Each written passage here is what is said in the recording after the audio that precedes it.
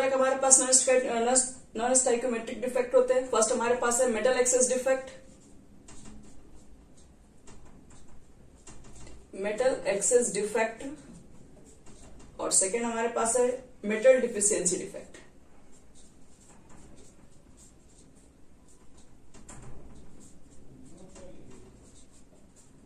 चलो तो फर्स्ट लिख के सब लोग डैश देंगे, metal excess defect.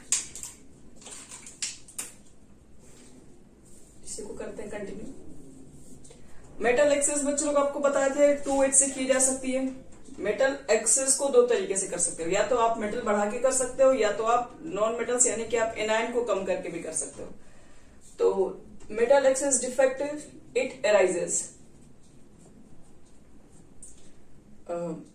Arises due to 2 ways। इसको हम दो तरीके से कर सकते हैं। फर्स्ट देखो, फर्स्ट क्या होगा हमारे पास, फर्स्ट हमारे पास होता है एनायनिक वैकेंसीज।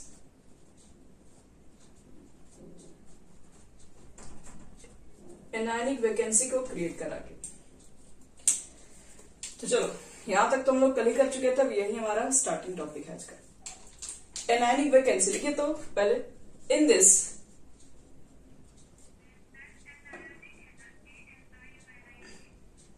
एक मिनट है,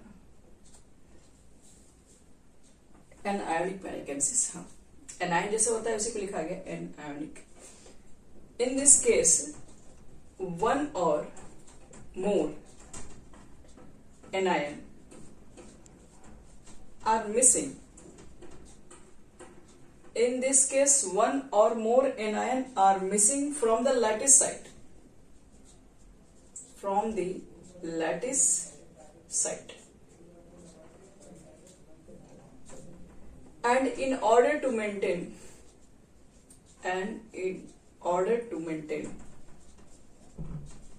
electrical neutrality,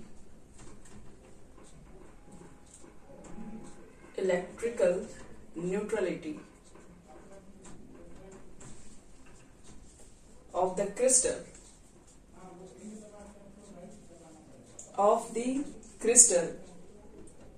position are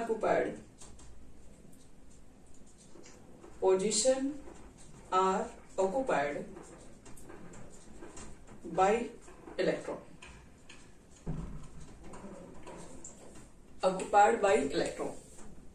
Full stop. The electron thus trapped in the anion vacancy. The electron thus trapped in anion vacancy is anion vacancies are called F center.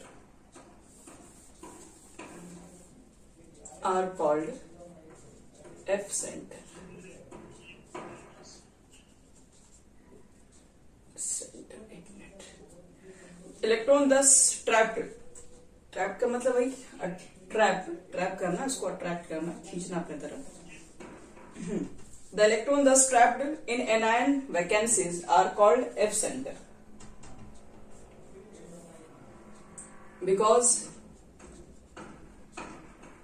because they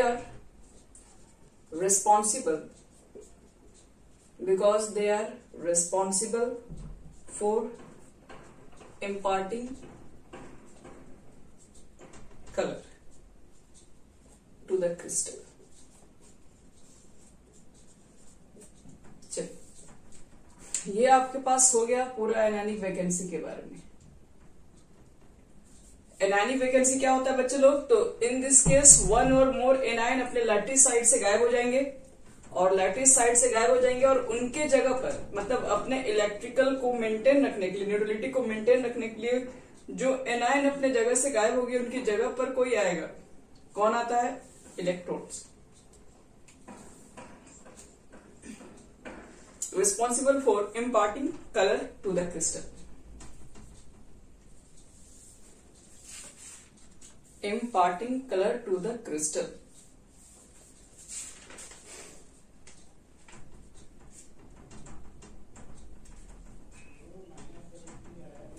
बता रहे figure, पहले आप लोग लिख लिए सब लोग। चलिए पहले आपको हम पूरा इसको फिगर के थ्रू ही बता देंगे। इसमें देखो फिर से क्या होगा, एक क्रिस्टलाइन सॉलिड होगा और क्रिस्टलाइन सॉलिड के अंदर ही डिफेक्ट आ जाएगा फिर से वापस। देखिए आपके पास एटम का अरेंजमेंट कुछ इस तरीके से है।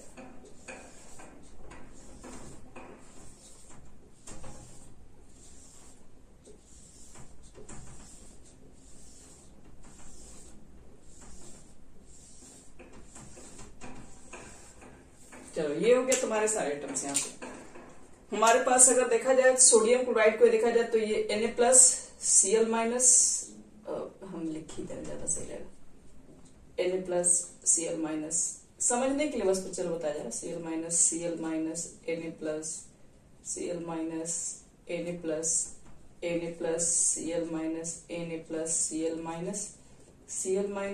Cl-, Na+, तो देखिए यहाँ पर इतने सारे क्रिस्टलाइन सॉलिड भी होंगे, ये परफेक्ट अरेंजमेंट है। लेकिन नॉन स्टाइकोमेट्रिक डिफेक्ट क्या होगा, तो इसमें से किसी एक एनायन को गायब कर दो, तो ये एनायन अगर गायब हो जाएगा तो देखते हो स्टाइकोमेट्रिक जो आपके पास फार्मूला जो होता है, कंपोजिशन होता है, उसमें तो चेंजिंग आ जाएगा। क्योंकि अगर देखा जाए तो ये पूरा 16 है, 8 Na+ होगा और 8 Cl- होगा। एक अगर आप Cl गायब कर देंगे तो कंपोजिशन में चेंजिंग आ जाएगा और फार्मूला पहले जैसा नहीं रह जाएगा, पहली बात। दूसरी बात देखिए यहाँ पर सबसे बड़ी खासियत ये होती है कि एक एनायन जाने के बावजूद भी ये न्यूट्रलिटी जो है मेंटेन करके रखता है। अब न्यूट्रलिटी कैसे मेंटेन रहेगा, तो न्यूट्रलिटी तभी मेंटेन रह सकता है कि जहां से ये एटम गायब हो गया उसके जगह पर कोई इलेक्ट्रॉन आ गया हो, उसके बदले में कोई अदर इलेक्ट्रॉन आ गया हो उसके जगह पे। एक और आप Cl को गायब कर सकते हैं, कोई दिक्कत नहीं है, लेकिन इस Cl को गायब होने से आपके पास अभी इलेक्ट्रिकली अनबैलेंस हो जाएगा, वो न्यूट्रल नहीं रहेगा, फिर पॉजिटिव चार्ज इसके अंदर ज्यादा हो जाएगा। तो उसके जगह पर क्या होगा, उसके बदले में यहाँ पर एक इलेक्ट्रॉन आ जाता है। अब ये इलेक्ट्रॉन कोई एक जगह नहीं, वो घूम भी सकता है। तो कहने का मेरा ये मतलब इसमें नॉन स्टाइकोमेट्रिक में मेटल एक्सेस डिफेक्ट में क्या होता है, एनायनिक वैकेंसी के अंदर यहाँ पर जो एनायन होते हैं अपने लैटिस साइड से क्या होते हैं, मिस हो जाते हैं, गायब हो जाते हैं। और अपने इलेक्ट्रिकल को, न्यूट्रलिटी को बैलेंस करने के लिए उसके जगह पर क्या होता है, कोई एक्स्ट्रा इलेक्ट्रॉन, कोई इलेक्ट्रॉन्स क्या हो जाते हैं यहाँ पे प्रेजेंट हो जाते हैं। जितने एनायन आपके गायब होंगे उतने ही आपके पास इलेक्ट्रॉन आते हैं, ताकि इलेक्ट्रिकल वो बाद में भी क्या रहे, न्यूट्रल रह सके।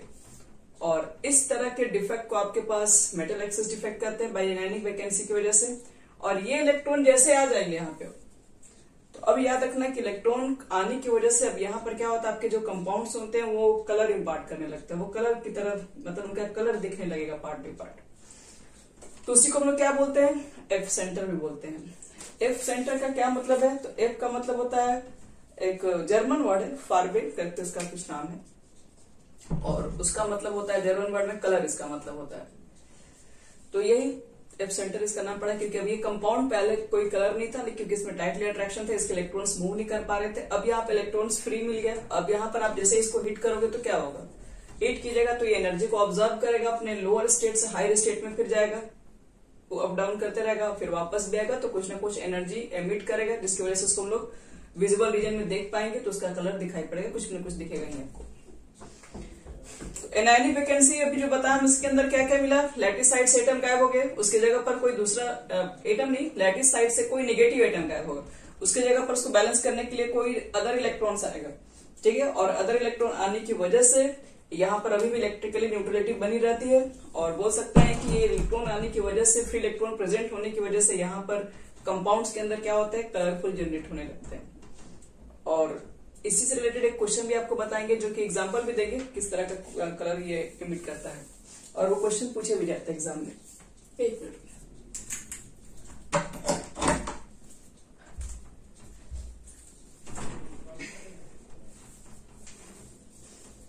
जैसे बच्चे लोग यहाँ पे आप लोग को लिखना पड़ेगा, फॉर एग्जाम्पल एक, हाँ बोलिए,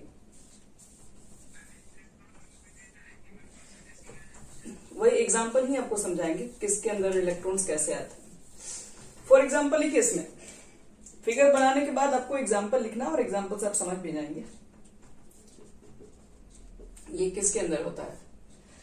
जैसे आप प्योर NaCl के लिए देखोगे तो ये व्हाइट कलर का होता है, लेकिन उसको जैसे हम लोग हीट करते हैं वो येलो कलर में भी दिखता है। तो यही रीजन है ऐसा क्यों होता है। लिखो एग्जाम्पल में, when NaCl is heated with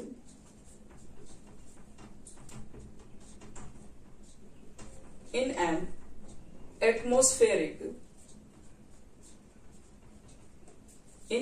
atmospheric of sodium vapor। ये कैसे क्रिएट होता है वो सब चीजें हम बता रहे हैं। NaCl को हीट कर रहे हैं हम लोग, कैसे हीट कर रहे हैं, तो NaCl आपके पास है, जब हीट कर रहे हैं तो एटमॉस्फेरिक सोडियम वेपर के साथ उसको हीट किया जा रहा है। The excess of sodium atom deposit on the surface of NaCl crystal।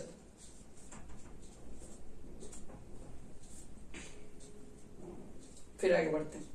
Cl minus ion then diffuse to the surface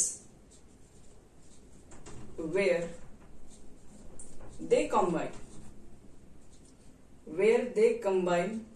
with the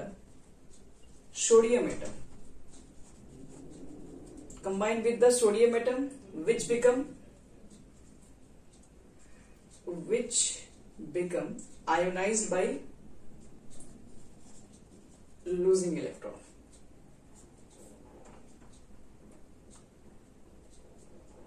This electron diffuse back into the crystal and occupy the vacant site created by Cl minus ion। Vacant site created by Cl minus ion। The electron absorbs some energy।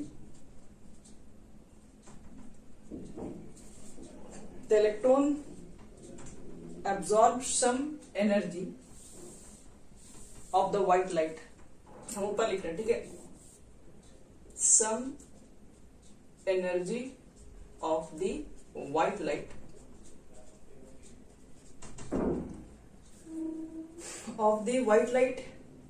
give yellow color to NaCl।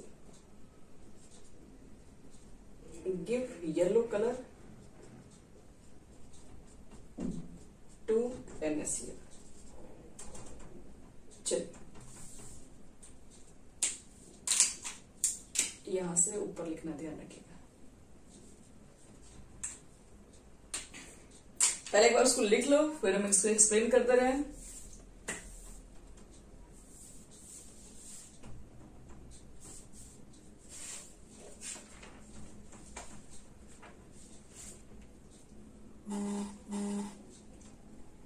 हो गया बच्चे लोग। Give yellow colour to NaCl। चलो तो ध्यान से समझो तो इसको, जो भी बताने जा रहे हैं हमें। देखो पहले तो सारे स्टेटमेंट क्या क्या लिखे उसका पहले मतलब समझा दे रहे हैं। बड़ा थोड़ा सा लग रहा होगा लेकिन एक्चुअल में है कुछ भी नहीं। यहां लिखा है कि कभी भी अगर आप NaCl को हीट करते हैं, आपके पास NaCl का क्रिस्टल है, समझ रहे हो, Na+Cl- है, उसको तुमको हीट करना है किसके साथ, with an atmospheric sodium vapour. आपके पास यह NaCl है, आप इसको हीट करेंगे, और हीट करेंगे तो क्या मतलब उसको वेपर से हीट करो, क्योंकि आप जानते हैं कि वेपर भी बहुत हीट होता है, ठीक है, वेपर के अंदर कहीं ज्यादा हीट होता है। तो हम लोग कह रहे हैं कि सोडियम वेपर से क्या करो, हीट करो। किसको हीट करना है, NaCl को। याद रखिए NaCl को डायरेक्टली टेम्परेचर देके हीट नहीं करना, हम लोग सोडियम के वेपर से उसको हीट कर रहे हैं। तो सोडियम को वेपर से जैसे ही हम लोग हीट करते हैं NaCl को, the excess of sodium atom deposit on the surface of NaCl crystal. तो क्या होगा, अब सोडियम वेपर से सोडियम क्लोराइड को हीट कर रहे हैं, तो जो सोडियम वेपर के जो सोडियम एटम है वो NaCl के क्रिस्टल पे जाके डिपोजिट होना स्टार्ट हो जाता है। NaCl के आपके पास क्रिस्टल इस तरीके से फैले हुए हैं, इसके ऊपर आके क्या हो गया, सोडियम वेपर के सोडियम एटम जो हो गया उसके ऊपर डिपोजिट हो जाएंगे। एक थोड़ा सा फिगर बनाते चले, लेकिन एक मिनट रुक जाए, थोड़ा सा समझिएगा इधर।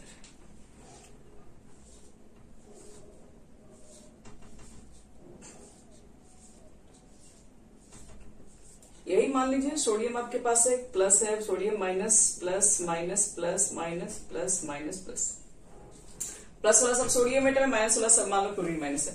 तो इसको हम लोग अगर मान लो ये जो आपके पास क्रिस्टल है इसको हम लोग सोडियम वेपर से अगर हिट करें तो जाहिर सी बात है सोडियम के वेपर में सोडियम के ही एटम होंगे। अब सोडियम के एटम क्या होंगे, इसके सरफेस पे जाके चिपकना स्टार्ट करेंगे, बैठना जाकर स्टार्ट करेंगे। तो फिर देखिए फिर क्या है इसमें स्टेटमेंट है, Cl minus ion then diffuse to the surface where they combine with Na atom which becomes ionized by losing electron। अब एक चीज बताओ, सोडियम वेपर से अगर हीट कर रहे हो तो सोडियम वेपर में सोडियम के एटम कैसे होंगे, वेपर है बच्चे लोग, तो सोडियम एटम जाहिर सी बात है सोडियम प्लस के फॉर्म में होंगे, क्योंकि आप हीट करके पहले से उसको वेपर के फॉर्म में ला चुके, इसके इलेक्ट्रॉन फ्री हो गए होंगे। तो उसका इलेक्ट्रॉन क्या है, फ्री है। सोडियम किस फॉर्म में वहां पे, Na+ के फॉर्म में। अब Na+ फॉर्म अगर मान लो Cl- के अगर ऊपर अगर जाके सरफेस पे बैठा है तो क्या करेगा, उसका प्लस चार्ज तो Cl का माइनस चार्ज उसको क्या करेगा, अट्रैक्ट कर लेगा और यहां से Cl उठ के बाहर निकल जाएगा। तो यहां से Cl उठ के जैसे बाहर निकलता है तो वही आपके पास जो एक्स्ट्रा इलेक्ट्रॉन थे क्या होते हैं, उनको पोजीशन खाली दिखता है तो उसमें जाके ऑक्यूपाई कर जाते हैं। यही चीज हम यहाँ पे लिखे हैं कि Cl- आयन देन डिफ्यूज हो जाते हैं, बाहर निकल जाते हैं टू द सरफेस से, और where they combine with sodium atom, जहां वो सोडियम एटम के साथ कंबाइन हो जाते हैं, विच become ionised by losing electron, जो कि आयोनाइज्ड है इलेक्ट्रॉन को लूज करके वेपर के अंदर, और this electron diffused back into the crystal, और वो जो इलेक्ट्रॉन्स है वो इसी में चल जाते हैं इस क्रिस्टल के अंदर, and occupy the vacant side created by Cl-, जहां से Cl- का जो वैकेंट साइड जो क्रिएट है उसके पोजीशन पे जाके इलेक्ट्रॉन जाके बैठ जाते हैं ये।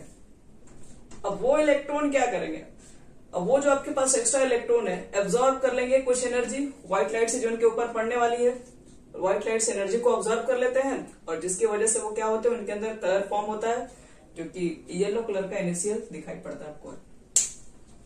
बस अगर कोई डाउट है तो पूछो यहाँ पे।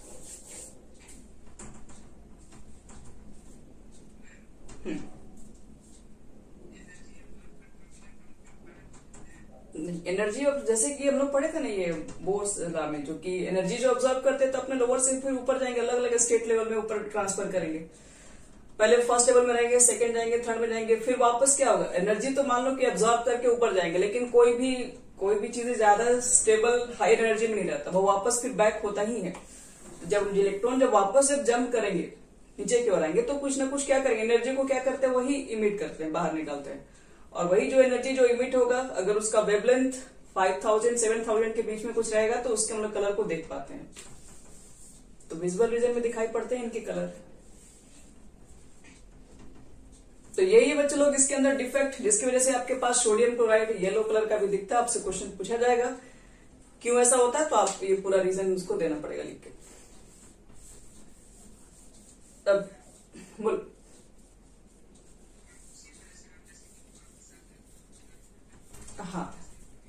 हाँ, क्योंकि एनर्जी कुछ ऑब्जर्व करेंगे, वो एनर्जी क्या होता है, एनर्जी तरीके का वेवलेंथ के टर्म में ही बाहर निकलेगी। हम लोग पढ़े थे ना E = H बटे में लेमडा होता था कि नहीं, तो एनर्जी से हम लोग लेमडा का कंपेयर कर लेते हैं, वहां से कितना लेमडा का वैल्यू होगा उसी के अकॉर्डिंग उसका कलर दिखाई पड़ेगा आपको। ठीक है, समझ में आ गई, ये मिटा रहे हैं। तो देखो ये जो आपके पास डिफेक्ट है ये किसकी वजह से, ये एनायनिक वैकेंसी की वजह से, क्योंकि यहाँ पर एनायनिक वैकेंसी क्रिएट हो जा रहा है, जिसकी वजह से NaCl का आपको जो कलर है वो येलो दिखता है। और भी आपसे क्वेश्चन पूछा जाता है LiCl लिथियम क्लोराइड, इसका आपको पिंक कलर है, आप लिख लीजिए, क्वेश्चन कभी कभी 1 नंबर में दिया जा सकता है। KCl लिखे ना, वॉयलेट कलर का होता है।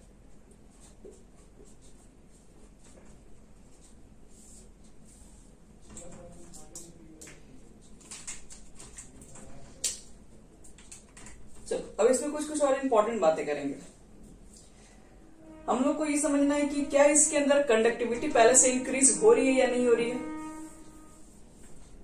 तो वैकेंसी क्रिएट हो रहा है, एक्स्ट्रा इलेक्ट्रॉन आ रहा है, इलेक्ट्रॉन आराम से मूव कर सकता है, जिसकी वजह से आयन भी मूव कर सकता है, तो इसलिए यहाँ पर कंडक्टिविटी इंक्रीज होगी।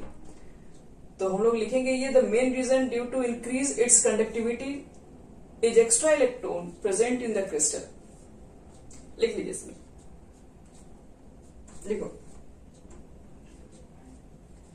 the main reason due to increase its conductivity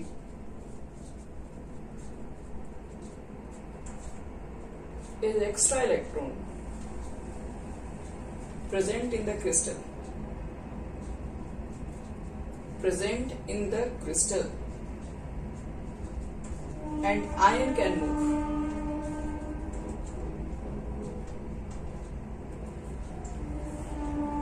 अब यहां पर बच्चे लोग एक्स्ट्रा इलेक्ट्रॉन प्रेजेंट है, तो एक्स्ट्रा इलेक्ट्रॉन प्रेजेंट होने की वजह से अब इस कंपाउंड के अंदर मैग्नेटिक बिहेवियर क्रिएट हो जाएगा, क्योंकि बताया गया है कि अगर अनपेड इलेक्ट्रॉन अगर प्रेजेंट हो जाएंगे, एक्स्ट्रा इलेक्ट्रॉन है मतलब अनपेड इलेक्ट्रॉन है, तो उसका कोई पेयर है नहीं उसमें, तो अनपेड इलेक्ट्रॉन प्रेजेंट होने की वजह से, एक्स्ट्रा इलेक्ट्रॉन प्रेजेंट होने की वजह से कंपाउंड के अंदर आप कभी कभी देखेंगे मैग्नेटिक है पैरामैग्नेटिक नेचर भी क्रिएट हो जाता है। तो लिख लीजिए एक लाइन इसके बारे में भी, due to presence of extra electron, इस पैरामैग्नेटिक बिहेवियर, या फिर लिख दो NaCl सो पैरामैग्नेटिक बिहेवियर, या this compound that compound will be show paramagnetic.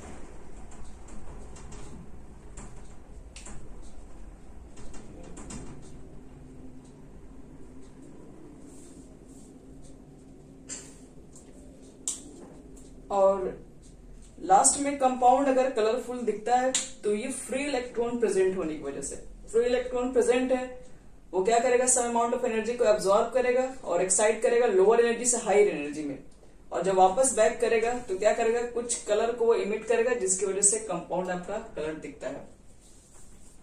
लिख लीजिए इसको हम लिख पाते हैं, ठीक है। अब जहां भी कलर के बारे में बात होगा ना तो ये चीजें ना हर जगह लिखी जाती है, सिर्फ यही नहीं और भी जगह पढ़ोगे, कहीं भी डी ब्लॉक में पढ़ोगे, पी ब्लॉक में पढ़ोगे, और कुछ भी कंपाउंड कलरफुल है तो आप रीजन यही डालिए हर जगह।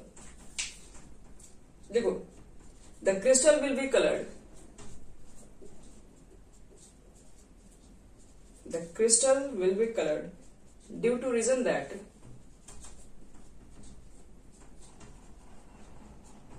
this free electron absorbs some energy, and it excite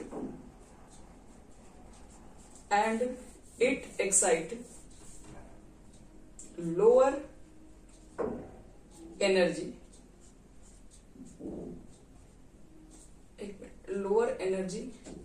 into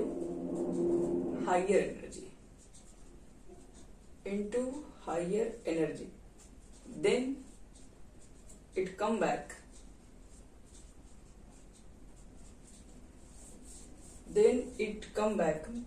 radiates some energy, कहां पे, and it excite lower energy into higher energy, then it come back, radiates some energy. Due to this, crystal so colored.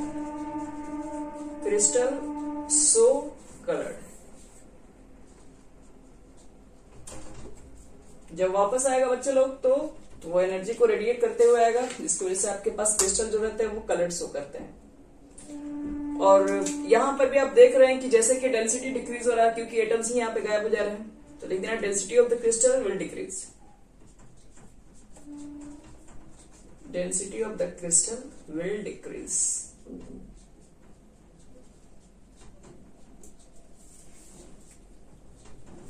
चलिए इतनी सारी बातें आपको ध्यान रखनी पड़ेंगी इसके अंदर।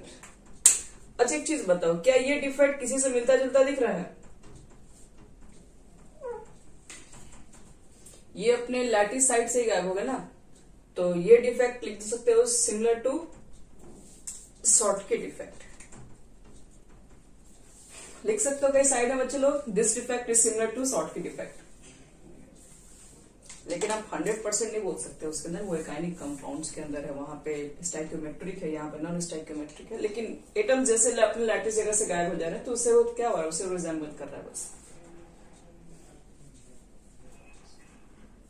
Similar to Schottky defect, SCHOTTKY। चलो ये हमारा खत्म हो गया, एनायनिक वैकेंसी कंप्लीट हो गया। अब दूसरा लिखो, बाय द प्रेजेंस ऑफ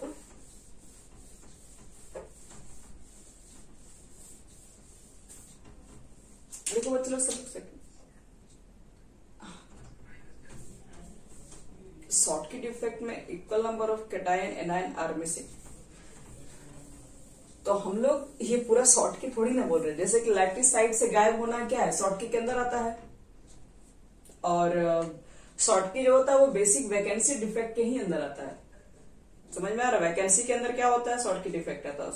तो हम लोग अगर बोल रहे हैं कि इसका डिफेक्ट जो है वो शॉर्टकी की तरह, क्योंकि यहाँ पर भी एटम्स अपने लैटिस साइड से गायब हो रहे हैं, पूरी तरीके से नहीं मानेंगे ना, क्योंकि पूरी तरीके से रहेंगे तो फिर अलग क्यों पढ़ेंगे हम लोग।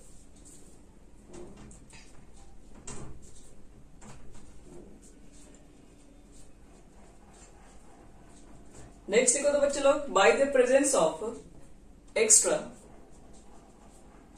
Cations in the interstitial site.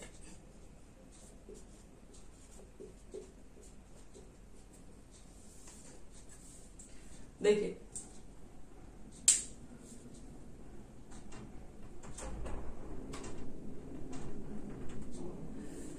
यहां पर कहा जा रहा है कि आपके पास एक्स्ट्रा कैटायन जो होंगे वो प्रेजेंट होंगे इंटरस्टियल साइट के अंदर।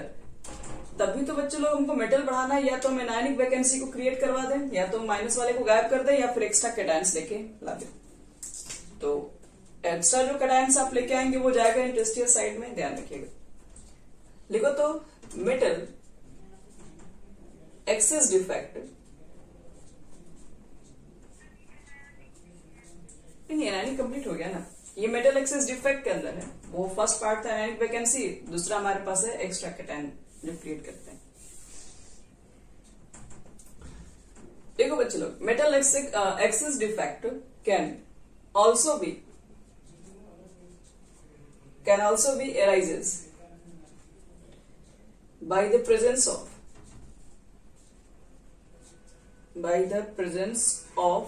extra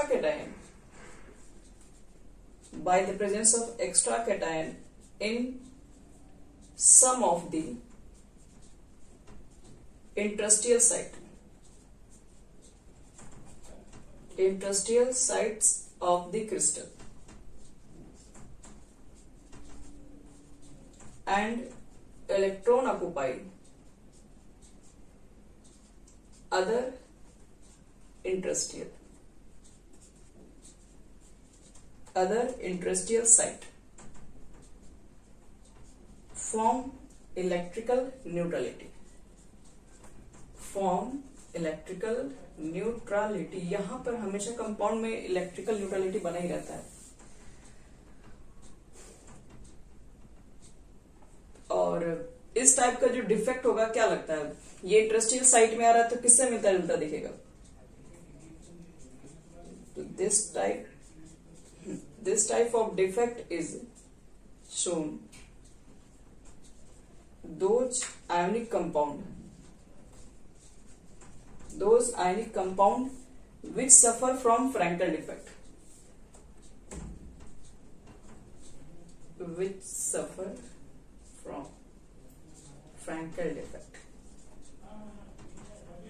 चलो फटाफट लिखो, इसको समझा रहे तुरंत हम। By the presence of extra cation in the interstitial site, आपके पास यहां पर क्या होंगे, पहले लिख लीजिए हम लोग।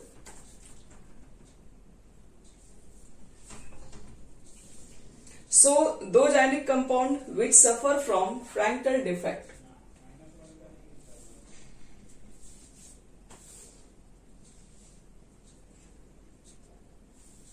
चलो बच्चे लोग समझते हैं इसको। है मेटल, देखो हम लोग पढ़ रहे हैं क्या, हम लोग मेटल एक्सेस डिफेक्ट कर रहे हैं। बताओ मेटल को बढ़ाने का क्या तरीका है, या तो तुम एनायन को गायब कर दो, या फिर तुम एक्स्ट्रा मेटल लेके उसके अंदर डाल दो। तो यहां पर कह रहा है कि metal excess defect can also be arises by the presence of extra cation, और कहा जाएगा in some of the interstitial site of the crystal. ठीक है, कह रहा है कि किसी भी क्रिस्टल के अंदर इंटरस्टियल साइट के अंदर आपका एक्स्ट्रा कैटायन प्रेजेंट हो जाएगा फिर। और अब हम लोग को मेंटेन करना है इलेक्ट्रिकल न्यूट्रलिटी। अगर एक्स्ट्रा कैटायन आ गया तो फिर तो कैटायन के नंबर बढ़ जाएंगे, तो फिर इलेक्ट्रिकल न्यूट्रलिटी तो फिर सेम नहीं रहेगा। इसलिए जो उसके इलेक्ट्रॉन्स होंगे, कैटायंस के जो इलेक्ट्रॉन्स होंगे, वो किसी दूसरे इंडस्ट्रियल साइट के अंदर चले जाएंगे, ताकि इलेक्ट्रिकल न्यूट्रलिटी क्या रहे, मेंटेन रह सके। और ये डिफेक्ट में क्या हो रहा है, एक्स्ट्रा कैटायंस हमारे पास पहुंच रहे हैं, इंडस्ट्रियल साइट के अंदर आ रहे हैं, तो इंडस्ट्रियल साइट के अंदर एटम आना ही क्या कहलाता है, वो आपके फ्रैंकल डिफेक्ट की तरह शो करता है। तो पहले हम इसका फिगर बना के समझा रहे हैं इसके अंदर क्या होता है, उसके बाद इसका एग्जाम्पल दे दे रहे हैं ताकि सबको याद रहे। यहां देखो, पहले इसका फिगर बनाते हैं।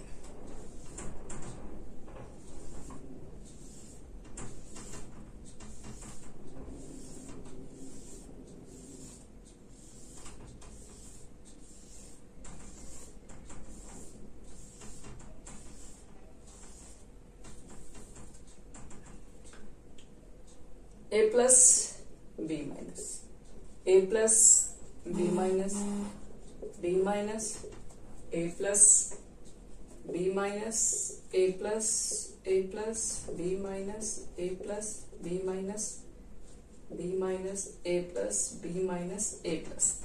देखिए ये आपके पास हो गया एक आयन कंपाउंड। अब हम लोग इसमें क्या करेंगे, इसमें आपके पास मेटल्स के नंबर को बढ़ाना है। अभी मेटल्स का नंबर 8 और नॉन मेटल्स का मतलब निगेटिव वाले का मतलब 8 वो सेम है। तो एक्स्ट्रा कोई मेटल्स डाल दीजिए वैकेंट के अंदर। अब एक्स्ट्रा कोई मेटल्स हम लोग ए लेके आएंगे, वैकेंट के अंदर डाल देंगे। तो मेटल्स के नंबर बढ़ गए, तो उसका जो इलेक्ट्रॉन होगा किसी दूसरे वॉइड में जाके ऑक्यूपाई कर जाएगा। तो इस तरह का जो भी डिफेक्ट दिखाई पड़ेगा बच्चे लोग, इसी को बोलते हैं मेटल एक्सेस डिफेक्ट। ऐसे भी डिफेक्ट्स दिखते हैं, तभी तो आपके पास इतने सारे एग्जाम्पल हैं।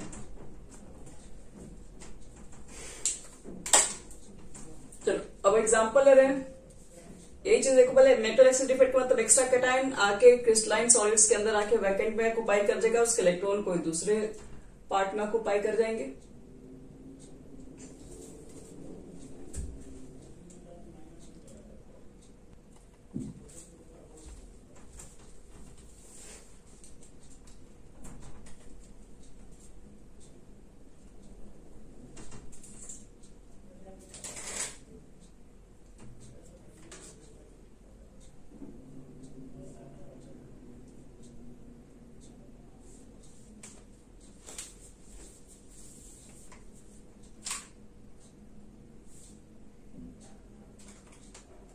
तो इसके बाद देखो यहां पर हम लोग इसमें क्या एग्जांपल हम लोग ले सकते हैं।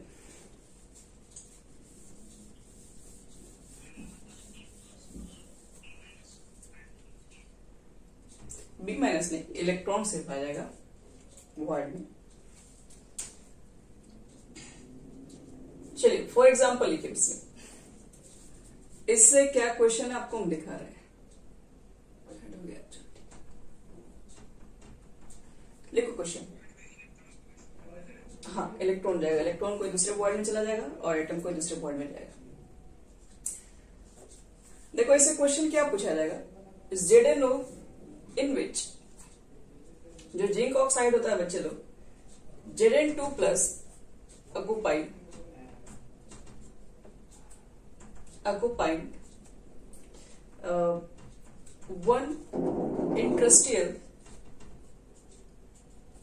one industrial site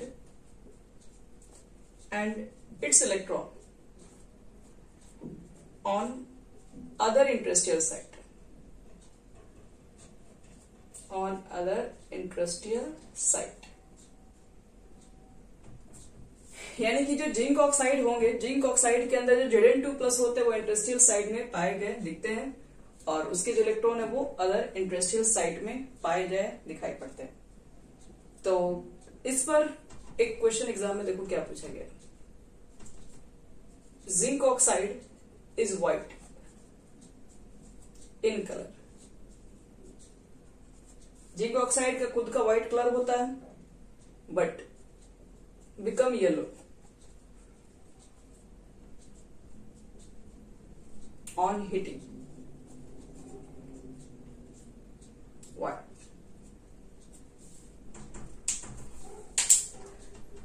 पहले हम इसका आंसर लिखवा रहे हैं, फिर आपको इसका मैं स्ट्रक्चर बना के दिखा रहे हैं कैसे इसके अंदर एटम्स रहते हैं। जिंक ऑक्साइड बच्चे लोग व्हाइट कलर का होता है, लेकिन जैसे उसको हीट करते हैं तो कलरिंग पार्ट करने लगता है, तो ऐसा क्यों है?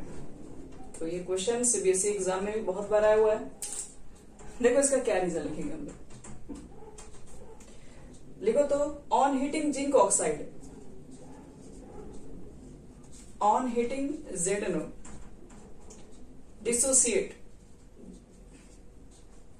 dissociates as follows। जब जिंक ऑक्साइड को हीट करते हैं तो वो डिसोसिएट करता है कुछ इस तरीके से। जिंक ऑक्साइड है, आपने हीट किया, वो Zn2+ में टूट जाता है, 1/2 O2 में टूट जाता है, और उसके 2 इलेक्ट्रॉन एक्स्ट्रा प्रेजेंट है। Zn2+ हुआ तो 2 इलेक्ट्रॉन इसके तो है। तो ये जो आपकी जो फ्री इलेक्ट्रॉन दिख रहे हैं ना, यही फ्री इलेक्ट्रॉन क्या करते हैं, इसी फ्री इलेक्ट्रॉन की वजह से आप वहां पर वो क्या करता है, इलेक्ट्रॉन एब्जॉर्ब करता है एनर्जी फ्रॉम व्हाइट लाइट से, और वही चीज से फिर क्या होगा, जब एनर्जी एब्जॉर्ब करेगा तो फिर वो एक्साइट करेगा। माइक बंद करो सब बच्चे लोग। तो एनर्जी को ऑब्जॉर्व करके फिर वो क्या करेगा, एक्साइट करेगा। फिर वही बात है, स्टार्ट करने का वाइब्रेटिंग लो से हाई में जाएगा, फिर वापस बैक जाएगा, फिर वही कलर को शो करता है। तो यही रीजन है यहाँ पे कि जब भी जिंक ऑक्साइड को लोग हीट करते हैं तो वहां पर क्या होता है, 2 इलेक्ट्रॉन फ्री निकलते हैं बाहर। लिखो the electron absorb energy, the electron absorb energy and get excited comma excited electron start vibrating excited electron start vibrating and emits radiation in form of light, due to which zinc oxide appears yellow।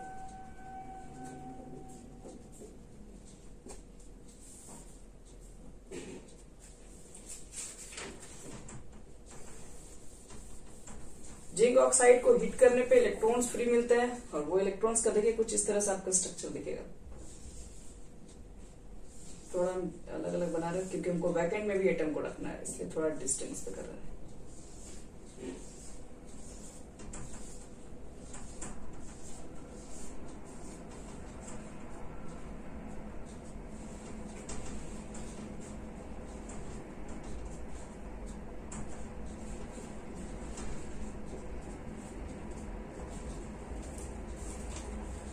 यहाँ देखो, ये आपके पास यहाँ पे होगा zinc oxide, Zn2+ होगा, oxygen पे 2 minus, Zn पे 2+, ऑक्सीजन पे 2 माइनस, Zn पे 2+, ऑक्सीजन पे 2 माइनस, Zn पे 2+, सॉरी एक मिनट,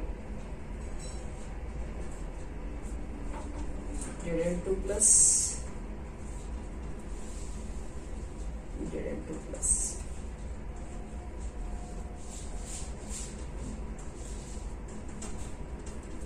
कुछ इस तरह से रहते हैं बच्चे लोग। और यहाँ पे आपके पास एक्स्ट्रा Zn2+ आप देखेंगे यहाँ लाइज करते हैं, और उसके 2 इलेक्ट्रॉन अदर वर्ल्ड में चले जाते हैं।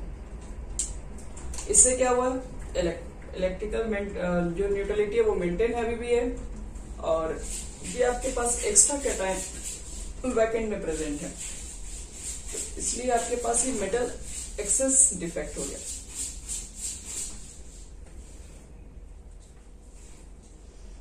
तो फाइनली मेटल एक्सेस डिफेक्ट में क्या होता है, एक्स्ट्रा कैटायंस इंडस्ट्रियल साइड पर लाइज करते हैं, उसके इलेक्ट्रॉन्स अदर इंडस्ट्रियल में लाइज करेंगे, और इस तरह से मेटल्स के नंबर आपके बढ़ जाएंगे।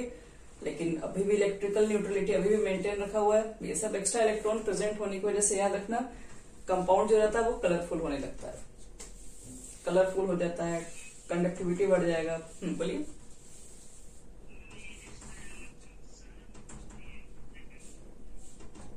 हाँ 2 है प्लस, तो 2 ही इलेक्ट्रॉन होगा ना इसका, ताकि अब 2 प्लस चार्ज बढ़ रहा है तो 2 उसको बैलेंस करने के लिए 2 इलेक्ट्रॉन्स होंगे। हाँ बिल्कुल, और भी जगह रहेगा तो उसके इलेक्ट्रॉन्स भी और भी वैकेंट में रहेंगे। ये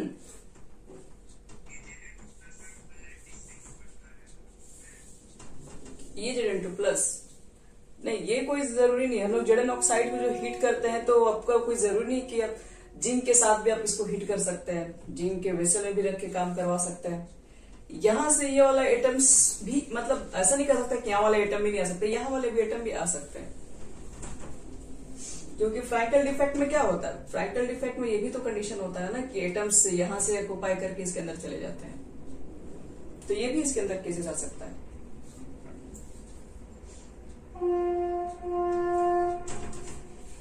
लेकिन अगर यहां से अगर ये यहां पर आएगा तो उसके बाद हमको उसके लिए 2 इलेक्ट्रॉन्स तो लिखना ही पड़ेगा, तभी तो वो फिर इलेक्ट्रिकल न्यूट्रलिटी उसका बैलेंस रहेगा। अगर यही वाला इलेक्ट्रॉन को अगर हम यहाँ लिख देंगे तो फिर 2 इलेक्ट्रॉन इसका कहां से लाएंगे।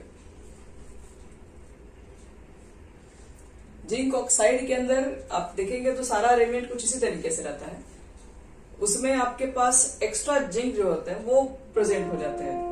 कहाँ पे प्रेजेंट हो जाते हैं, वो कैसे आए हैं, ये हमारे सिलेबस में नहीं होता है। ये सब चीजें कैसे हैं कि आप आगे चीजें पढ़ोगे, इम्प्योरिटी डिफेक्ट जिसको हम लोग कहते हैं, वहां समझ में आएगा। उसको अलग अलग चीजों के लिए एक साथ उसको हीट करते हैं।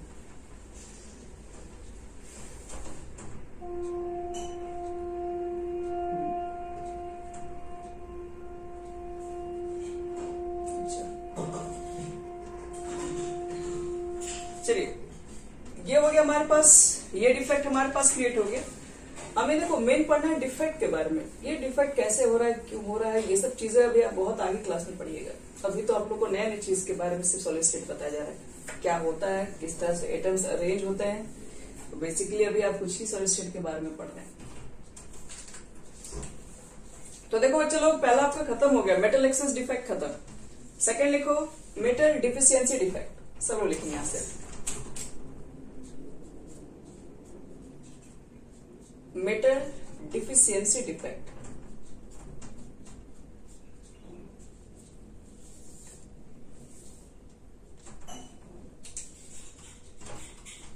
तो मेटल डिफिशियंसी देखो नाम से क्लियर है, यहां पर मेटल की डिफिशियंसी होने वाली है। मेटल्स कम, अब देखो मेटल्स कम कैसे हो सकते हैं उसके ऊपर थोड़ा सोचेंगे हम लोग, थोड़ा समझिएगा आप लोग।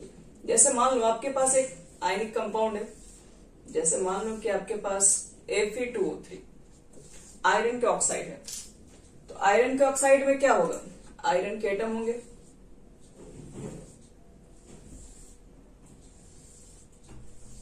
और ऑक्सीजन के एटम होंगे। मान लो यहां पर Fe2 प्लस आयरन का ऑक्साइड तुम्हारे पास क्या Fe2 प्लस लिख दे रहा है, O minus Fe2 plus O पे माइनस Fe2 प्लस O पर 2 माइनस। तो देखिए जितने आपके पास आयरन है उतने आपके पास ऑक्सीजन भी है, तो इसका मतलब है कि कंपाउंड के अंदर न्यूट्रलिटी मेंटेन है।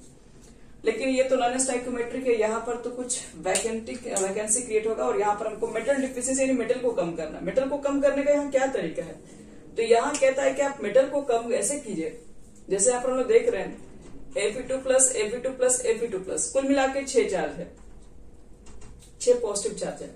तो आप एक काम कर दीजिए, इसको गायब कर दो, और ये जो इसके जो चार्ज है 2 वाले, इसको 3 वाले बना दो। क्योंकि आप जानते हैं कि फेरस भी होता है, Fe2 प्लस फेरिक भी होता है। तो किसी तरह से अगर ऐसा क्रिएट हो जाए कि अगर मान लो कि अभी भी देखो कि 6 निगेटिव है, 6 अभी पॉजिटिव है, अभी भी ये कंपाउंड न्यूट्रल है। तो अभी भी जब ये कंपाउंड न्यूट्रल है आपके पास, तो यहां पर तो एक एक्स्ट्रा वैकेंट तो क्रिएट हो ही गया। अगर आप चेक करेंगे मेटल के कंपेयर में, तो यहां पर अब 2 ही मेटल है, और यहाँ पे नॉन मेटल के नंबर बढ़ गए।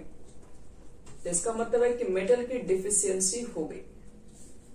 तो मेटल को डिफिशियंसी करने का क्या तरीका है, तो एक तो तरीका आपके पास ये देख रहे हैं कि आप जो मेटल्स के नंबर को कम कर दो, अपने आप ही मेटल डिफिशियंसी हो जाएगी। मेटल्स को नंबर को कम करने का क्या तरीका है, तो मेटल्स को यहाँ पर कम करने का ये तरीका होता है कि एक ऐसे कंपाउंड बनाइए जिसके अंदर जो मेटल्स होंगे उसके वेरिएबल ऑक्सीजन स्टेट होनी चाहिए। वेरिएबल जिसके भी ऑक्सीजन स्टेट होंगे वो जाके यहाँ पर क्या करेगा, मान लो जो सिर्फ 1 ही बनाता है, इसके ऊपर अब 2 थोड़ी ना कभी चार्ज आएगा। तो ये डिफेक्ट नहीं दे सकता। लेकिन जो देख रहे हो कि 2 भी देता है, 4 भी देता है, 3 भी देता है, तो हम क्या करेंगे, 3 वाले को गायब करके 4-5 गायब कर देंगे, 4 वाले को 3 लगा देंगे, तो फिर से वहां पर एक मेटल की वैकेंसी क्रिएट हो जाएगी। तो मेटल्स के नंबर कम हो जाएंगे, लेकिन अभी भी कंपाउंड के अंदर क्या होता है, न्यूट्रलिटी मेंटेन रहेगा। तो इस तरीके से क्या कह रहे हैं हम लोग, इस तरीके से हम लोग बना सकते हैं मेटल डिफिशियंसी डिफेक्ट। चलो लिखते हैं मेटल डिफिशियंसी डिफेक्ट क्या होता है, कितनी तरह से राइज करेंगे और फिर किस कंपाउंड में पाया जाएगा, और इस पे एक क्वेश्चन भी आएगा।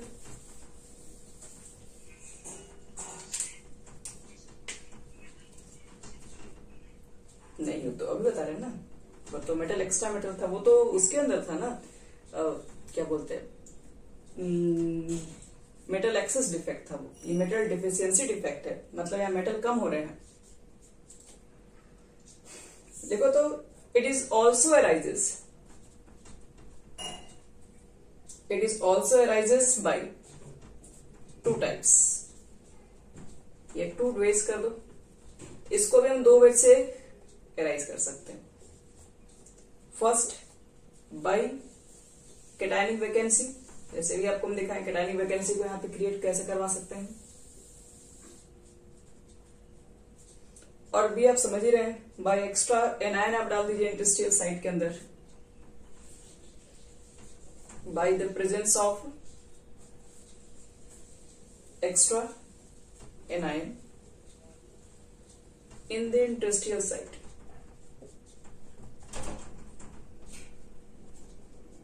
चलो पहले ये दोनों लिखो, फिर हम फर्स्ट पे बात करेंगे। बाय कैटायनिक वैकेंसीज,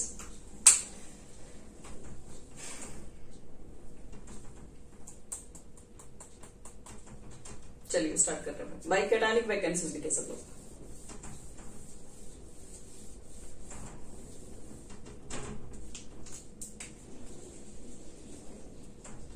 इसके अंदर पहला है बाय कैटायनिक वैकेंसी।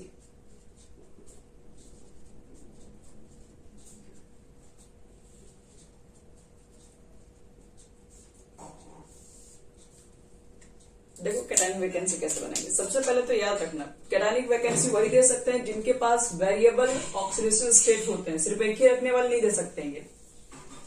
तो पहले एक लाइन लिखो कि this defect occur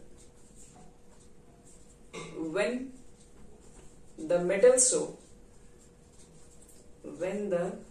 show variable valency, that is for transition metal, यहां पर आपके पास मैक्सिमम कंडीशन में ट्रांजिशन मेटल वाले ही कंपाउंड मिलेंगे, क्योंकि आपको पता होना चाहिए ट्रांजिशन मेटल्स डी ब्लॉक को कहते हैं, और डी ब्लॉक के एलिमेंट्स के अंदर जो मेटल्स होते हैं उनकी वेरिएबल ऑक्सीजन स्टेट होती है।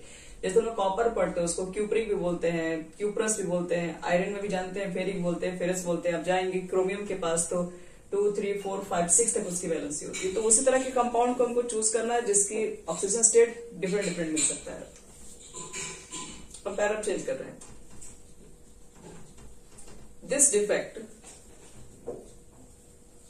This defect usually occurs due to the mission of a cation. ठीक है लिखते हैं। This defect usually occurs due to the mission of, कौन सा मिशन है, mission of a cation from its lattice site, from नहीं, from mission लिखा है, from mission of a cation from its lattice site and presence of, अच्छा हम देख लेते हैं क्या होना चाहिए, and the presence of cation having higher charge in the adjacent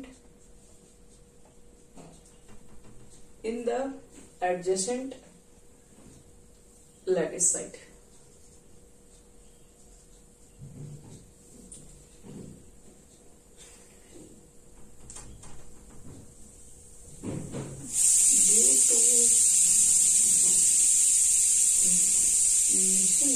emission ही होने से बाहर निकलना है।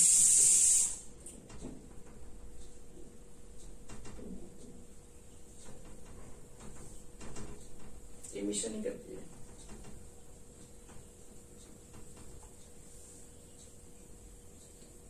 देख लो तो क्या एक ही बता रहता है इमिशन में।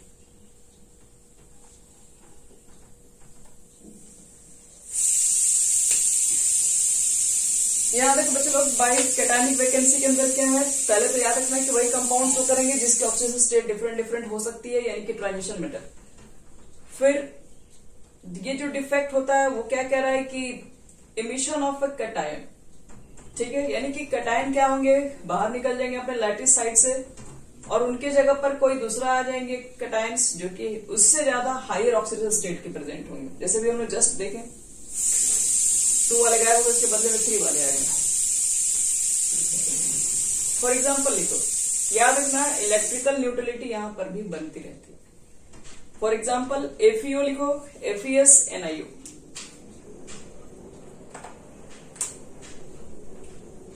Addition lattice site.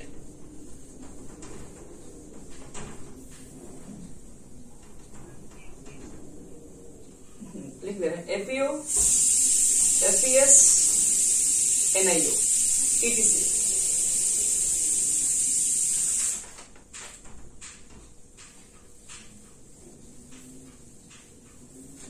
एक क्वेश्चन में चलो लास्ट, उसके बाद कल करेंगे आगे। देखो एक क्वेश्चन इस पे आता है, क्योंकि ये तो हो गया, यहाँ पर क्या हो गया तो समझ में आपको आ ही गया कि कैसे क्या होता है, यहाँ पर कैसे वैकेंसीज क्रिएट करवाई जाती हैं। अब देखो यहाँ पर एक न्यूमेरिकल्स पूछा जाता है, एनसीईआरटी में भी न्यूमेरिकल्स आपको मिल जाएगा। ये analysis so that nickel oxide formula Na 0.98, oxygen 1.00, full stop.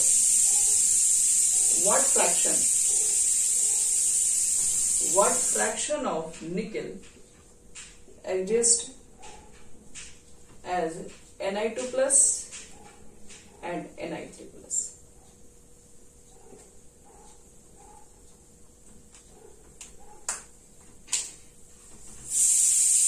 कहा जा रहा है कि ऐसा एनालिसिस किया गया और पाया गया कि जो निकेल ऑक्साइड का जो फॉर्मूला होता है वो इतना होता है। तो ऐसा अभी तक तो मुझे नहीं लगता कि आप लोग ऐसा फॉर्मूला देखे होंगे जिसमें ये पॉइंट भी रहता है।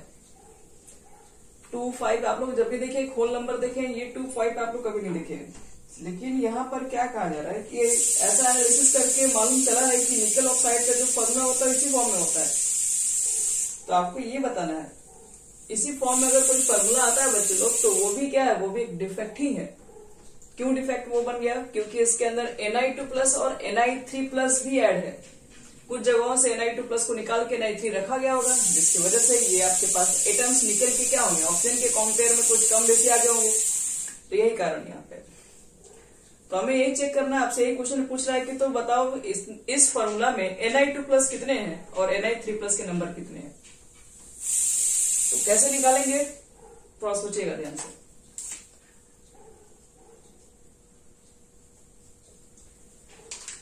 सबसे पहले निकेल ऑक्साइड का हमारे पास जो फॉर्मूला हम लिख दे रहे हैं, ये हमारा फॉर्मूला है निकेल ऑक्साइड। हमें काम कर ले रहे हैं as per formula there nickel. इसको देखने से क्या लग रहा है, हाँ, इसको देखने से बच्चे लोग ये लग रहा है कि ये 100% में ये 98% है, मतलब 98% निकेल था और उसमें 100% ऑक्सीजन था। तो एज पर फॉर्मूला वो लिख सकते हैं। इस फॉर्मूला को देखते हुए हम क्या लिख सकते हैं, there are 98 nickel ion for 100 oxide ion. इससे देख के तो ये बता सकते हैं ना कि 100 ऑक्साइड आयन में जो निकेल आपके पास है वो 98 है। ये दोनों को देख के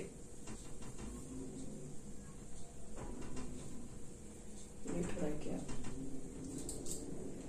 तो इसके बाद देखो ध्यान से, इसके बाद क्या करना होगा समझा रहे हैं। इसके बाद कैसे बनाएंगे इसको, इतनी चीजें आपके पास लिखी हुई है, हम लोग यहाँ पर क्या करेंगे, देखो इतना लिखने के बाद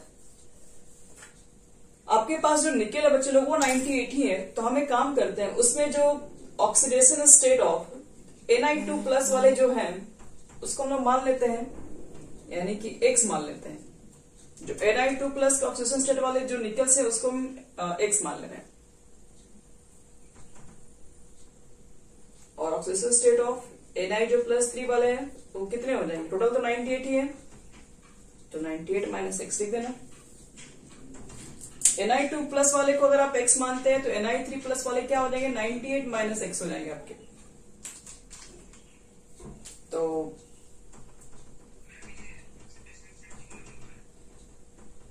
नहीं नंबर ही है, नंबर ऑफ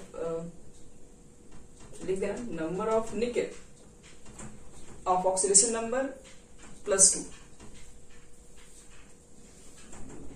ठीक है, अभी मतलब उसको ये कल लिखवा के बनवा देंगे, लेकिन अभी सिर्फ समझा रहे कैसे बनाना है बस। इसमें आपके पास x है और इतने 90। और बताओ कि होल कंपाउंड के ऊपर कैसा चार्ज है,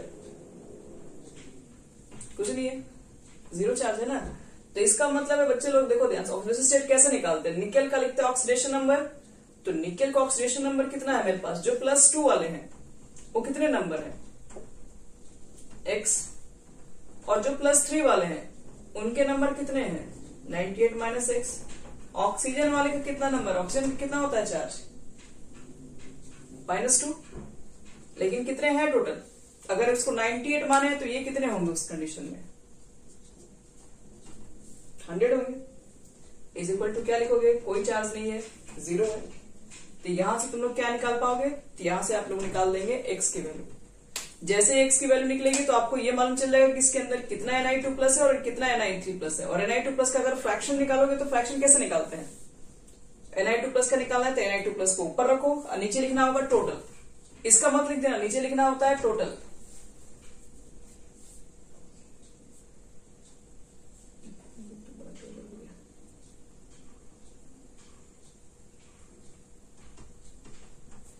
तो नीचे बच्चे लोग लिख दीजिएगा टोटल, ठीक है, और उसके बाद फ्रैक्शन आपका निकल जाएगा। तो ये एक आपको हम हिंट दे रहे हैं, आप बना के दिखा सकते हैं, ठीक है, इसमें कुछ है नहीं बहुत ज्यादा। फ्रैक्शन निकाल लेना इसका, 94 बटे में 98 निकालोगे, मतलब x का मान 94 ही आएगा, और सेकंड वाला का कितना आएगा, 94 में से 98 में से 94 घटा दो तो अगला आएगा 4 बटे में 98। यही दो फ्रैक्शन निकल के आएगा।